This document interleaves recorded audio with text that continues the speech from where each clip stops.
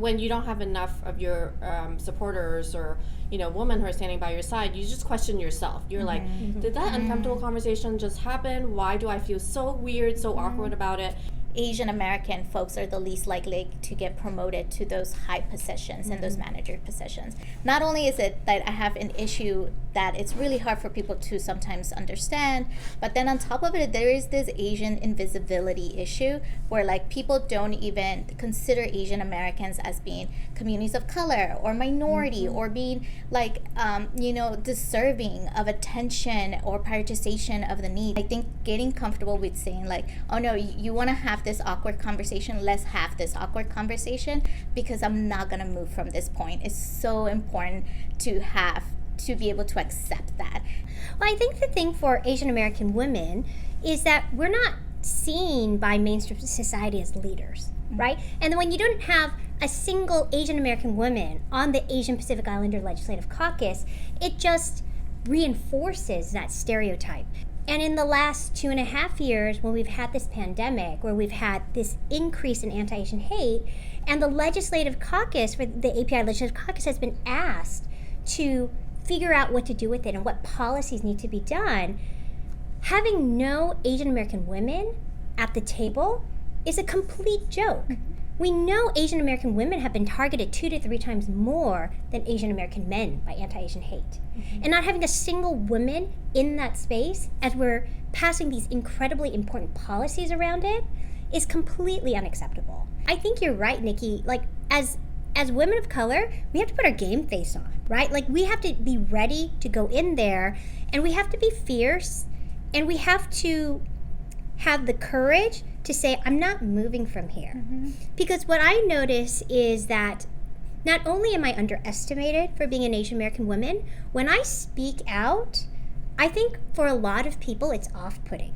I've been in rooms where I think I have pissed off particularly white men because they didn't expect me to talk, and I shouldn't have talked then in their minds. The legislature have 120 seats. For Asian American women who have shared the values of women's rights to choose, affirmative actions, actually we have never been represented for the past 6 years, and that's a huge problem. In the Capitol, we don't have a lot of Asian American chief of staffs or legislative directors, and that's actually have a huge impact on policy making, because imagine bringing Asian American policy issues into the state capitol, but not a lot of people who share these lived experience coming into this country with immigrant parents having to translate for them. Not a lot of legislative directors or chief of staffs actually share these sentiments.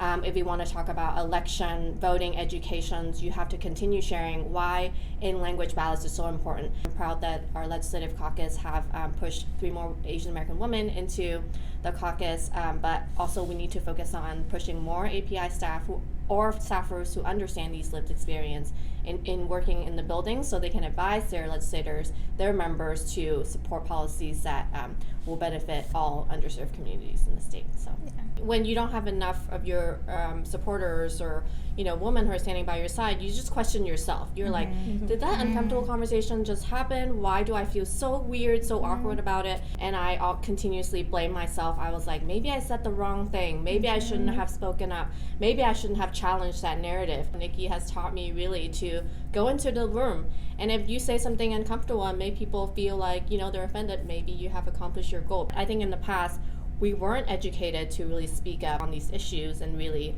share those stories with strength and assertiveness. Going into the next year, we're going to have 3 different Asian American women, so we're going to have an increased representation out of the 12 people API caucus that we have, so we're really excited about that too. I'm going to be honest, like, I've never been in an organization where, when it comes to policy, the top 3 leaders in an organization are all women of color. This is it for me. Like, I was super excited. I was like super excited. I'm like, wait, the CEO and the policy director and the legislative director, like, when is this? Like, it's so rare, right? But I think for me, it's like that confidence of me being like, because it has happened where I'm just like, go to Connie and I'm like, oh, so I pissed off somebody today, just letting you know, because I have that trust right? That as women of color right now leading this organization, representing and doing this work, is like we have each other's backs. Having the trust gives us a lot of ability to then push boundaries together, and I think it's very unique and it's so powerful. And I really do wish more organizations and more legislative bodies really took in that initiative to have more women of color be able to support each other to really push those boundaries. That's pretty badass. I mean, that's a lot done Yes. in the last 2 years.